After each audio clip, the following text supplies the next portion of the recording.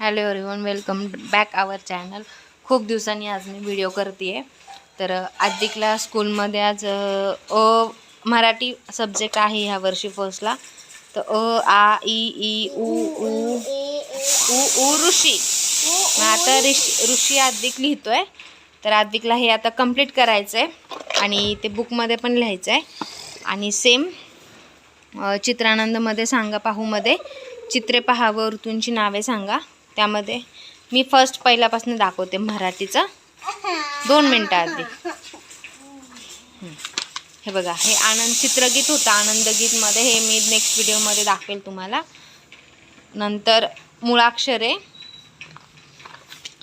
हे लेखन पूर्ण सराव होता. त्यानंतर बघा मग त्याचं हे होतं सफरचंद, ॲपल, ते सगळं लिहायचं होतं. सफरचंदला इंग्लिशमध्ये काय म्हणतात? ॲपल, अननस, पायनॅपल, संत्रे, ऑरेंज, आंबा, मँगो, सीताफळ, कस्टर्ड ॲपल, टोपलीला बास्केट. नेक्स्ट शब्दभागमध्ये ऐका व म्हणा. अमन, अजगर, अनिता, अमय, अक्रोड. आ होतं, हे आद्विकनी कंप्लीट केलं होतं. आणि मग आनंदी, रागावलेला, गंमतशीर, रडका, हे सगळे फेसेस आहेत. डोळे, नाक, कान, होठ, केस, चेहरा, ह्यांना इंग्लिशमध्ये काय म्हणतात हे लिहिलं. शब्दभागमध्ये आरसा, आई, आयशा, आजी, आजोबा. ई मध्ये सेम पण तेच होतं. वर्ड्स होते, त्याला इंग्लिशमध्ये लिहायचं होतं आणि खाली हे शब्द होते. परत इडलिंबू, त्याच्यामध्ये पण इथे मराठी शब्द होते, त्याला इंग्लिशमध्ये काय म्हणतात ते होतं आणि ईचे शब्द होते. सेम ऊचं तसंच होतं. ऊचे ऊस.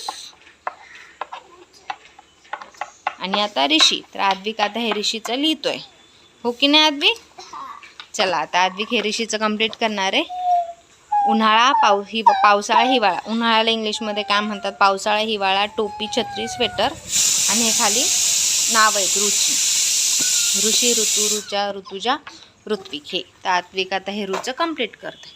Bye Aadvik, bye. नीट बोल. बाय.